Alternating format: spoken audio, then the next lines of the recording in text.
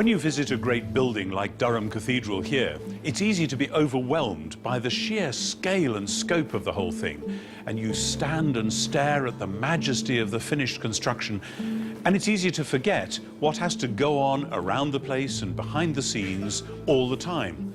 In particular, a place like this, the stonemason's yard. There's also plenty of other people who work around the building, plumbers and carpenters and so on. But you always have stonemasons, because obviously the building was made of stone in the first place, and the stone weathers and needs to be replaced on a rolling basis. So all the time for the last 1,000 years, there's been half a dozen people at any one time working away in this stonemason's yard. But it's easy then to imagine what it must be like for somebody starting out as a stonemason and being given their first project. Here's a piece of stone and we want you to carve it in this particular way. It's got to have a groove here, a line there, a little wrinkle, whatever. And when you're doing it and wondering if you're getting it right, you might think, what on earth has this got to do with that fantastic building just round the back there? As you might actually find it a bit depressing from time to time. But then one day, the master stonemason will come, take you outside, you've finished your piece, you've handed it over, you're working on the next bit, and he'll show you, and there up on the wall of the cathedral is your bit of stone. Tiny now because it's part of a much bigger construction that you could never have imagined. You could never have planned that or done it yourself, but you have nevertheless made your small but vital contribution.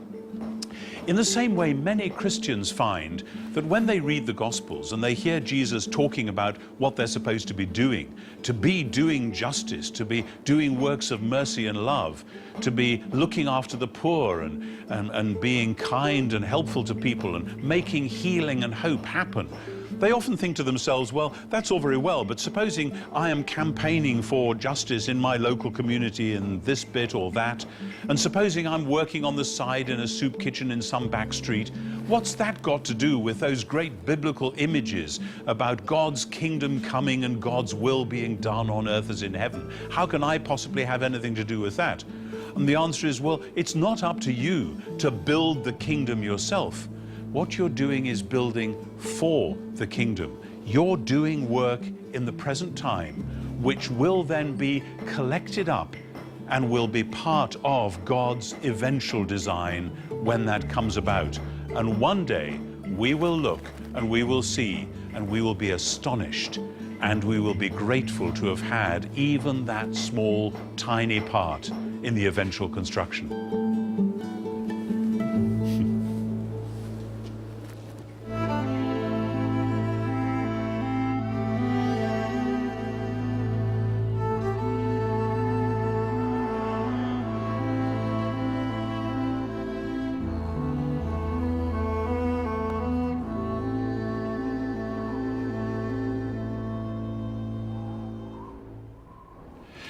One of St. Paul's longest arguments about anything is his enormous chapter on the resurrection, which we call 1 Corinthians chapter 15, which actually draws together the threads of a lot that he's been hinting at throughout the whole letter.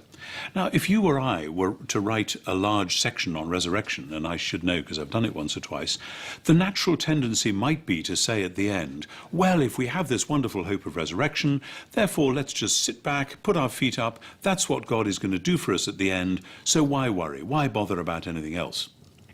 Paul's ending to that chapter couldn't be more different. In 1 Corinthians 15:58, he says, therefore, my beloved, be steadfast, immovable, always abounding in the work of the Lord, because you know that in the Lord your labor is not in vain. What does he mean by not in vain? What's that got to do with the resurrection? Basically, he means that in the resurrection, God will transform and therefore reaffirm everything that has been good in this world, in this present creation. The new creation is not going to be a matter of throwing the old one into the trash can and making a new one from scratch. God is going to take everything in this present world that bears the mark of his love and his goodness and his power and his healing compassion. And that will be the raw material out of which the new one is made. And that isn't just stuff that God has put into the world without, as it were, our noticing it or having anything to do with it. On the contrary, it includes front and center the stuff that you and I are called to do. So he says, get on with your work at the moment, because actually it's not going to waste. You may not understand what's going to happen to this little bit of work you're doing for God at the moment, but one day you will see in God's new world where that little bit that you are doing will actually fit in.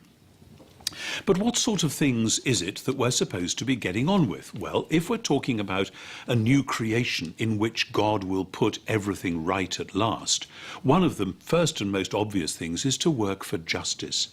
Now, justice is one of those difficult words. Right back as far as Plato, 500 years before Jesus, you find people struggling with the question, what does justice actually mean? How can we find it? How can we be sure we're doing it? And all legal systems in the world have had a stab at trying to make justice happen. But the fact that it's complex shouldn't put us off from working for it here and now. Again and again we are hit in the face by the radical injustices of the world.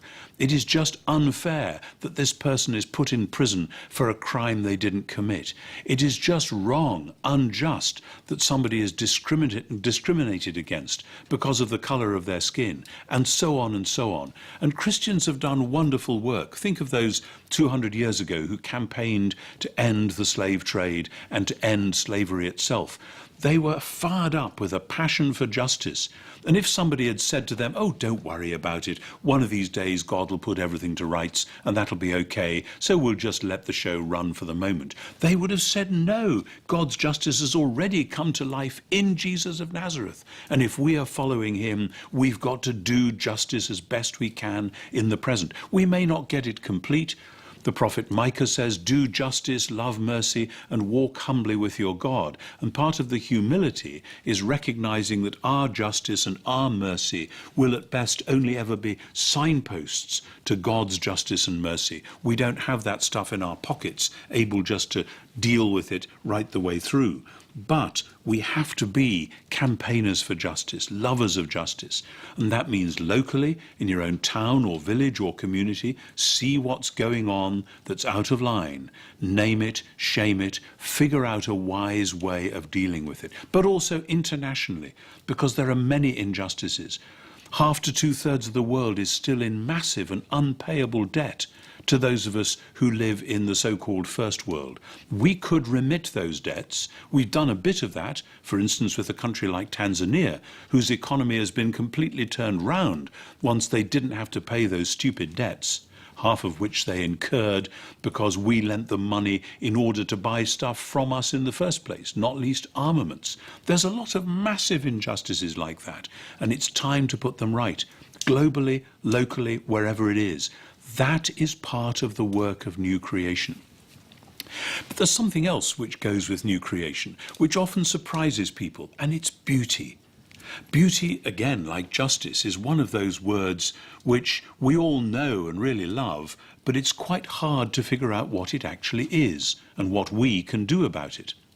And that's been made harder, actually, for us, because in the last several generations, perhaps particularly the last 200 years, the question of being a Christian artist has got very difficult, very contested. And I've met many Christian artists who say, my church doesn't understand me. They don't understand the gifts that God has given me or what I should be doing with them.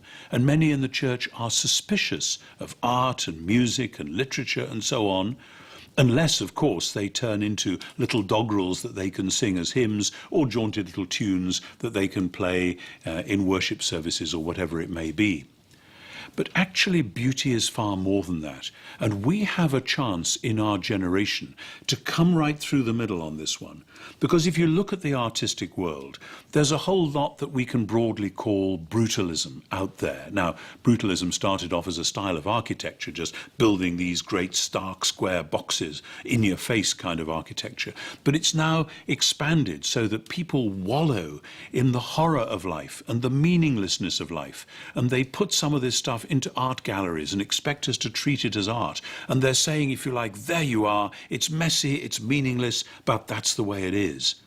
And because that is so shocking and so on, people who actually want to express something more gentle, more sensitive about beauty, often find it very difficult to do so. And they often go the other way into what you might call sentimentalism or kitsch. Now, if you want to find kitsch art, the churches aren't the only place where you could find it, but that might be a good place to start looking. And somehow we have to do something which is neither of those things. How can we do that? The answer is a proper theology of resurrection and new creation. Because the point about new creation is that God is going to take the world as it is, with all its pain and suffering and problems. This ties in with what Paul says in Romans 8, where he talks about the whole creation groaning in travail together, like a woman going into labor.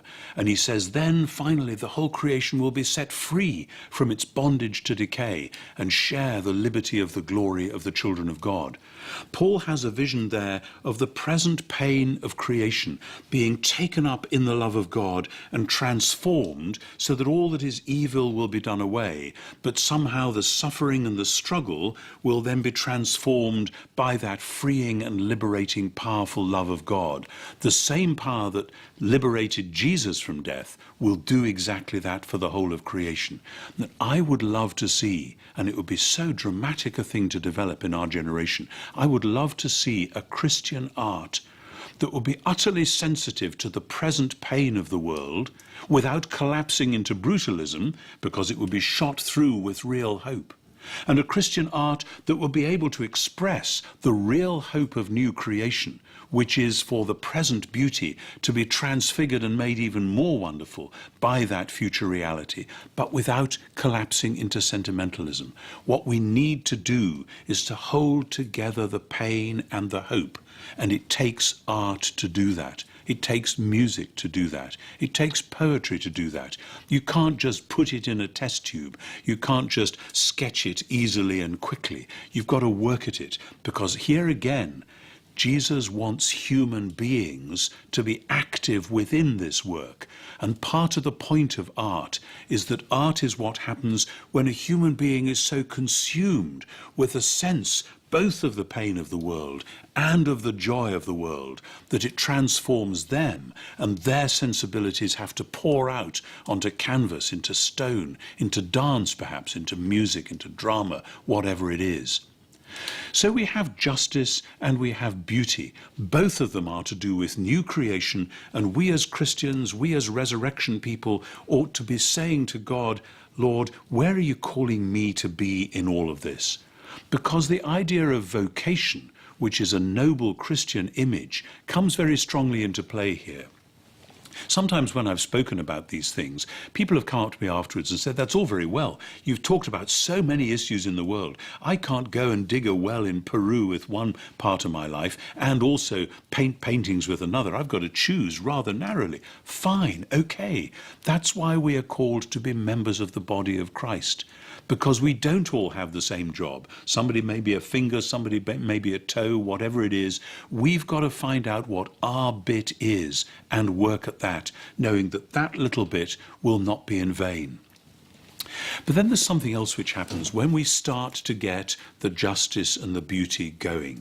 We become people, individually and corporately as a church, through whom the watching world can begin to glimpse something is going on here, and we're not quite sure what it is, why we should care, how we might join in. Justice and beauty come together in the work of evangelism. Often Christians imagine that evangelism is just somebody belting out on the street, telling people about Jesus, and then rushing away before it gets too embarrassing, but hoping something might happen. Well, maybe God will honor that too. God moves in all sorts of mysterious ways. But when you have a community that is doing and seeking justice, and doing so cheerfully, not in a mealy-mouthed, depressing sort of way, when you have a community that is generating and celebrating beauty, and laying on a splendid music festival, or whatever it may be, to the glory of God, then when you start to talk about Jesus and his life, and his kingdom, and his death, and his resurrection, it makes all sorts of sense. People can see what it is you're talking about, because you're actually doing it on the street and in the community. So justice and beauty and evangelism come together. These are the things which the community of new creation needs to be working on. And evangelism, like justice and beauty, is something that actually has to happen when people get caught up with it so much, when something about the love of God is so transforming them that they just can't help themselves. They want to pray for their friends. They want to tell other people what Jesus means to them. And then they long for the joy of seeing it happen to these other folk as well. I could tell you many stories of that from my own life.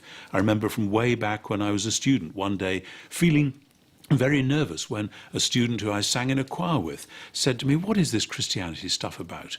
And I stumblingly tried to explain just a little bit of what it meant to me. And then he had to dash off. He had an appointment. I remember thinking, oh dear, that's no good. He'll forget all about it. He came to me the next day and he said, "Tom," he said, that I'd lent him a booklet. He said, I went through that book, and as I went through that book, I found myself wanting to pray. And as I wanted to pray, I found something happening in my heart and in my life. He said, "Something is different. What is it? What's going on?" And of course he had become a Christian then and there. Now, I wasn't a very good evangelist, just like I wasn't and am not terribly good at justice and beauty. But when we're doing those things, they make sense. It's about a world of new creation, which happens to individuals, but it happens to individuals in order that it can happen through them in the church, through them in and for the wider world. That's how it all fits together. So to come back, as Paul says in 1 Corinthians 15:58, when we're doing this stuff, and we can do it in collaboration with so many other people, other churches will want to join in, other people in the wider community, maybe people who don't name the name of Jesus for themselves, they will say, actually, we can join with you on this. That's fine. St. Paul says, whatever is noble and true and lovely and of good report, if there's any virtue and any praise, think about these things. Be a good citizen. Explore what is for the common good of all people. But if you do it out of the love of Jesus, you will find, as Paul says in Ephesians 3, that through the church, the manifold wisdom of God will make itself known to the principalities and powers in the heavenly places. It's Ephesians 3 verse 10, a very powerful verse in that letter. Because, as Paul says, what you do in the Lord is not in vain. It's not wasted. You're not oiling the wheels of a machine that's about to fall off a cliff. You're not planting flowers in a garden that's one day going to be paved over with concrete. You are doing things that will last. You can do that as an individual. You together can do them as a church. Go for them. It's your birthright in Jesus. You are resurrection people. You are people through whom hope can come to the world.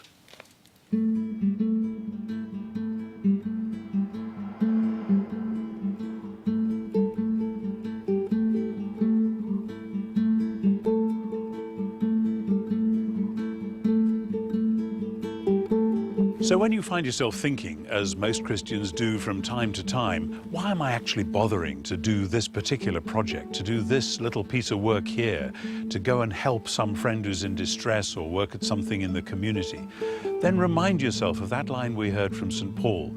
Remember, the work you do in the Lord is not in vain. It's back to the stonemason again. This stuff that he's doing, chipping away day after day, working at it, shaping it, he's not wasting his time. It's not up to him, of course, to build the whole eventual building. That's what the master mason does. It's not up to us to build the kingdom of God. That's what God does. It's up to us to do the particular things that we're called to do, the things that will last into the kingdom, but the things that right now give hope to the world.